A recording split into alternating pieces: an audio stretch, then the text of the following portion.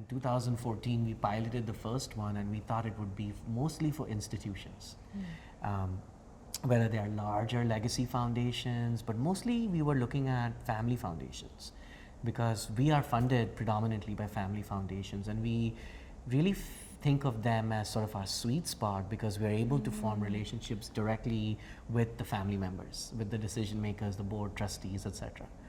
And we feel like with that kind of relationship, we can transform how they do their philanthropy. So that's how we thought we would, that's kind of the folks we thought we would attract in the academy. And that's really who did come in the first 2 or 3 academies. And then we were noticing that as word was spreading about the academy, some of the larger institutions were also interested.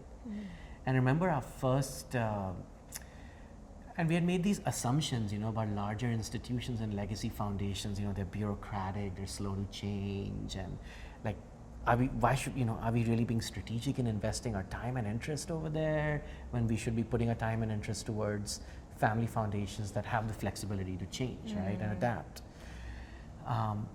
But that assumption got challenged because some folks came from, I think one of the first big legacy foundations to come was Open Society. And it was like, what are we doing with Open Society? This is like 1,000 people all over the world. How are we going to change this institution? It's ridiculous. And then we realized that the people who are coming, like, what are institutions? They're made up of people. And that people still have sovereignty over their programs and are leaders within their institutions.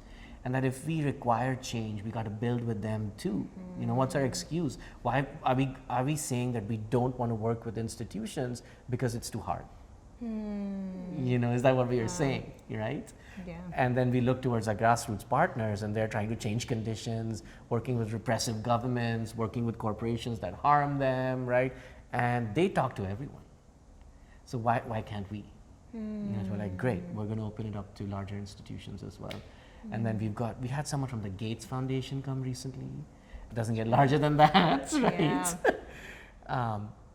And then over time, we also saw like some individuals coming.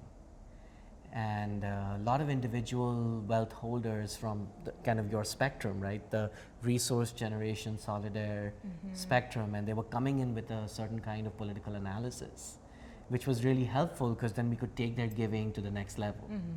Because we were starting with the same assumptions. And I'm speaking too much, but I want to share one quick story about one of the academies. This was the first one right after the Trump election. So this was, I think, spring 2017. And like a lot of people in the United States, I was starting to lose my faith in white America. And I couldn't figure out who do I trust. I mean, 2 of 3 white people voted Trump, and what does that mean? He's trying to kill people like me, drive us out, And so all of these feelings, right? And some of the young white wealth holders who came to that spring 2017 academy, like I would say single-handedly restored my faith in white America, because they talked about their giving as a form of reparations.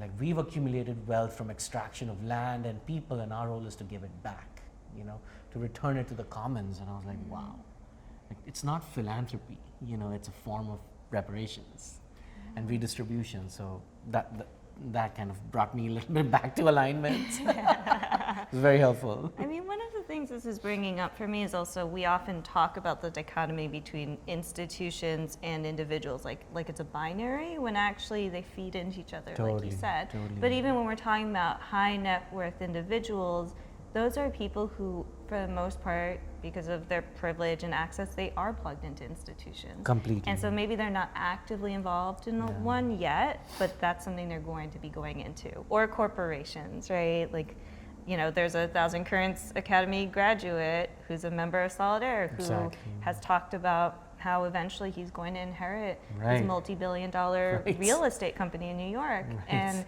he's organizing his generation to dismantle that company and give all the wealth away. And so I think we do like that kind of work a bit of an injustice when we separate them. Right. And that's a good point. I think we were kind of just reflecting on how Solidaire, we started from focusing only on the individual to starting to recognize the importance of institutions, but how actually you're coming from the other end of the spectrum, institutions that to a particular kind to individuals, right? Yeah, exactly. And so there's so much value in that, and also recognizing I think that people who are in these institutions, they go back to their trustees, or they go back to family members who are trustees.